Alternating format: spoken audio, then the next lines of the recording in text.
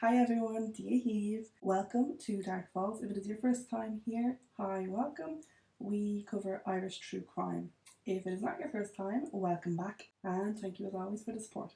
So today's case is a wild one, is even an understatement. It's just bizarre, it's just crazy.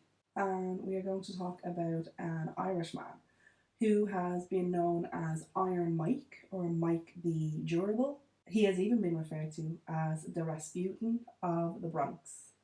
This is the story of Michael Malloy, the man who just wouldn't die. Right, so we're going back a bit. So this story takes place in the 1930s, and we're in New York. And it is a very interesting and unique time. We're in the middle of the Great Depression, which lasted from 1929 to 1939. Do I know more about that I can really tell you that I know what I'm talking about? No. But I'll put a few clips up here just so you can have an idea. We are also in the middle of prohibition, which is 1920 to 1933. If you don't know what that is, that basically means that alcohol is now illegal. You cannot buy it in a store, in a bar, whatever. So there are these things called speakeasies that people would go to. And our story is going to begin in July 1932 in a speakeasy in the Bronx owned by 27-year-old Tony Marino. Marino, as you can probably imagine, is the son of Italian immigrants and he is married with one kid. And he is sitting in his speakeasy with his friends, 24-year-old Francis Pasqua, who is married but I don't believe had any kids, and he is an undertaker. With them is 29-year-old Daniel Kreisberg, and he is married with 3 kids. He is a grocer. So the 3 lads are talking, probably about their troubles over a drink or two. Tony Marino says that, quote, business is bad. He would let people set up tabs and stuff and then they wouldn't pay. Because I can't imagine that the business of drinking alcohol was any lower during Prohibition than it was before. So I think it was just more so that he was letting people have tabs and they just weren't paying on time. And Francis Pasqua would turn to his mate and suggest, why don't you take out life insurance on Mike? Now, you might think that that's a bit of a weird suggestion, and how is that going to help him?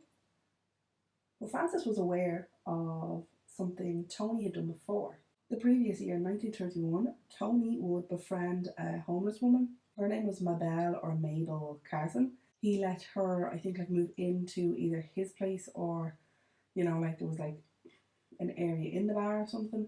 And he convinced her to take out a $2,000 life insurance policy, naming him as the beneficiary. Can you see where the story is going? This all happened in winter, and it wasn't long until Tony completed his plan with Mabel. He would get her very drunk, practically force feed her the alcohol until she was blacked out.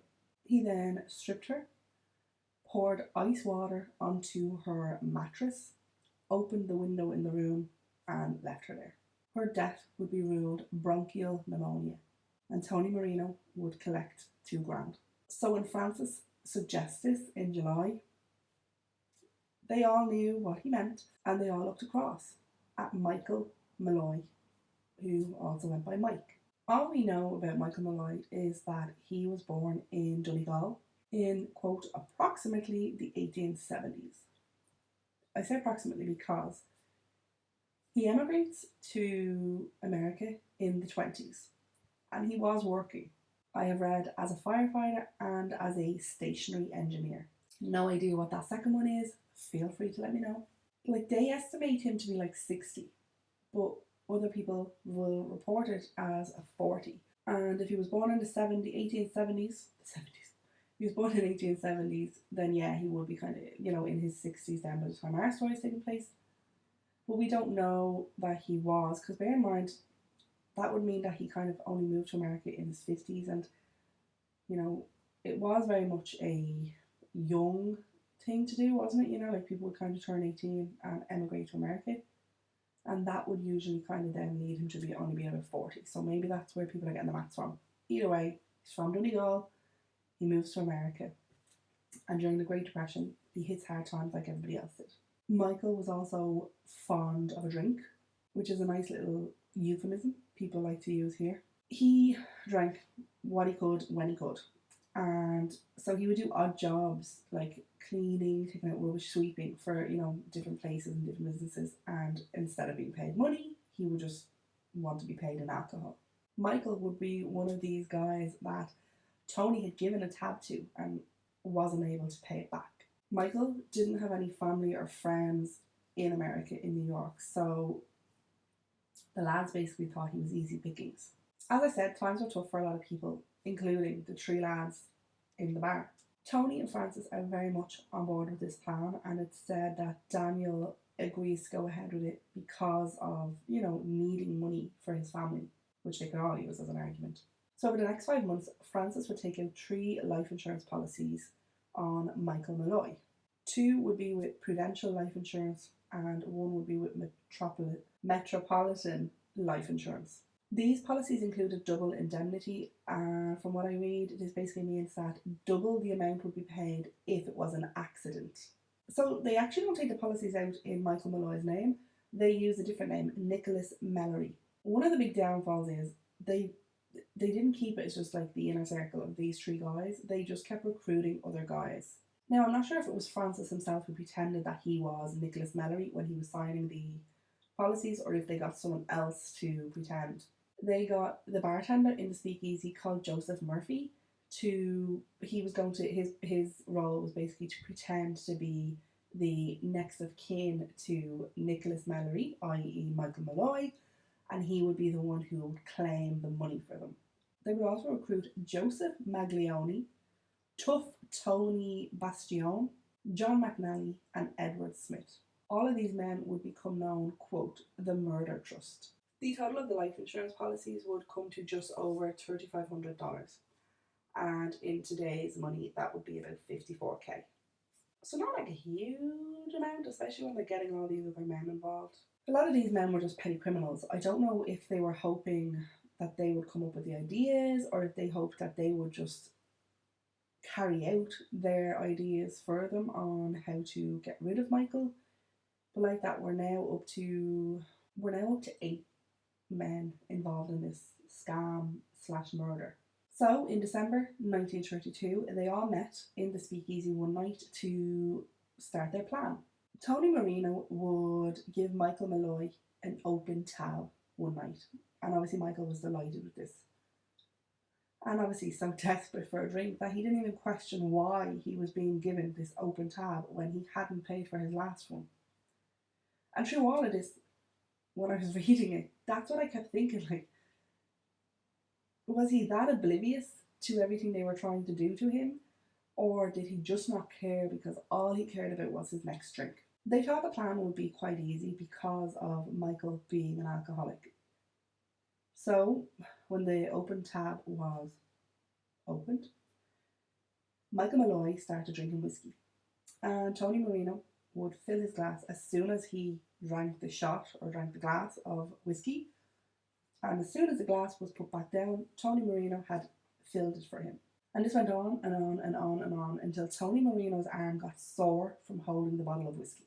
He drank and drank and drank, and eventually he got up and bid them good night and thanked Tony for the drink. And I think they thought that would be it, that he would then die of alcohol poisoning, that, it would be too much for his body to handle. But Michael Malloy was back the next day, looking for more whiskey.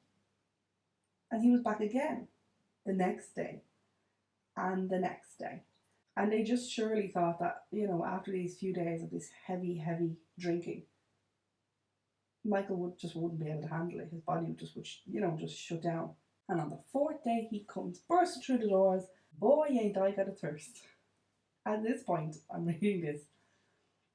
I'm sure you have all watched Baby Reindeer. They're like a montage of when Martha just keeps like coming back into the bar. She's wearing obviously different clothes, and and it's just that montage of like coming through the door, a little smiley face on her.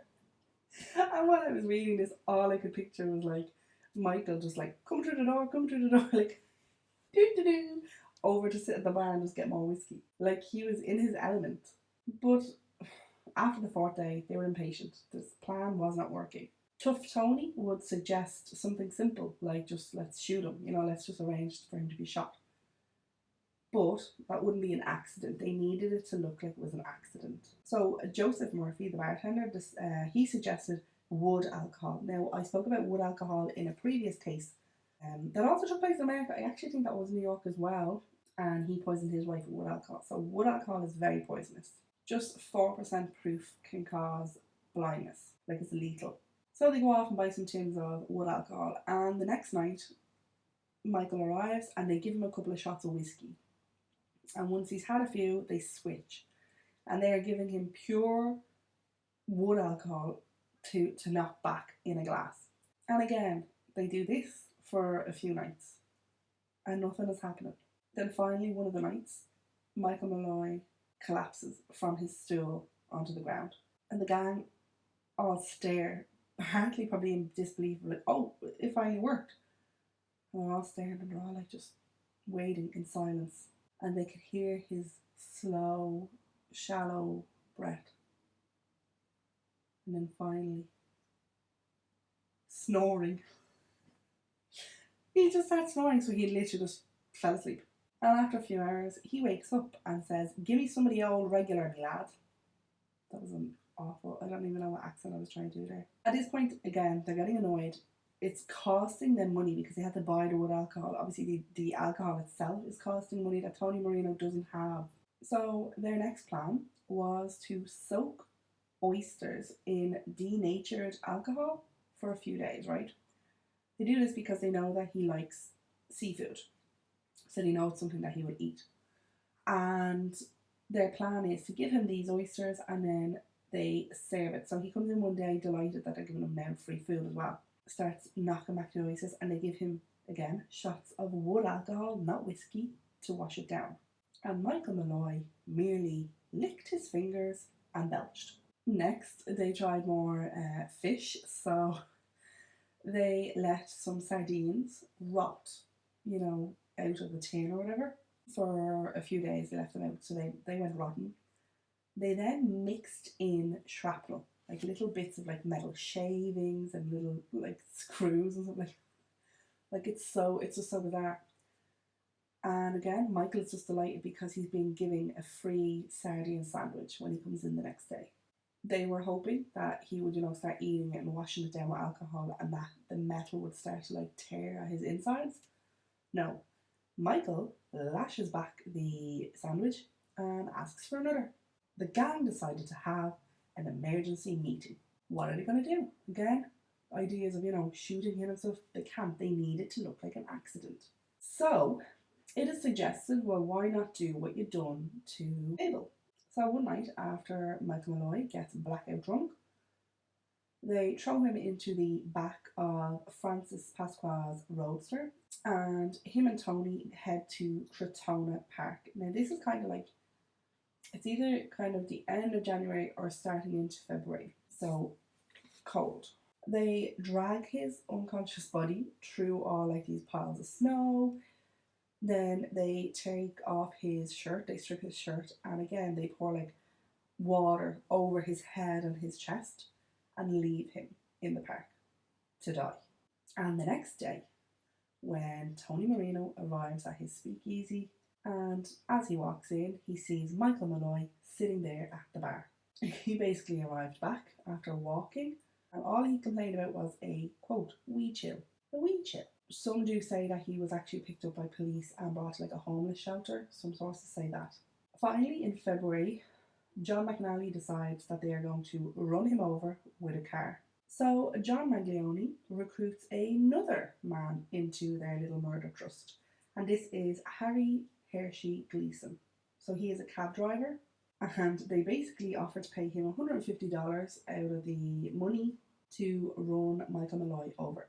So Joseph Murphy and Tony Bastone basically, after Michael gets drunk again, take him from the bar and literally have to carry him with his, they're under his arms down the road, away from the speakeasy. And the rest of the lads all get into the cab and are nearby at a junction. Basically, they would leave Michael there to be then like hit. And Michael manages to jump not once but twice out of the way of the car. And then it was third time lucky for them because they hit him and Gleason would then reverse back over him as well. Now at this time another car comes by, so they actually panic and leave. They don't actually check to see, how bad he is or if they definitely got him. But the following day, Michael Malloy is not in the bar. And the next day, he's not in the bar. Joseph Murphy starts calling around to the different hospitals and asking, like his brother has gone missing and describing him. And there are no reports of a man being found who was run over. There were no reports in newspapers about the hit and run. And then, 5 days after they hit Michael Malloy with the car, who rocks up to the speakeasy, all bandaged and bruised? And as he limps through the doors, he says, "I sure am dying for a drink."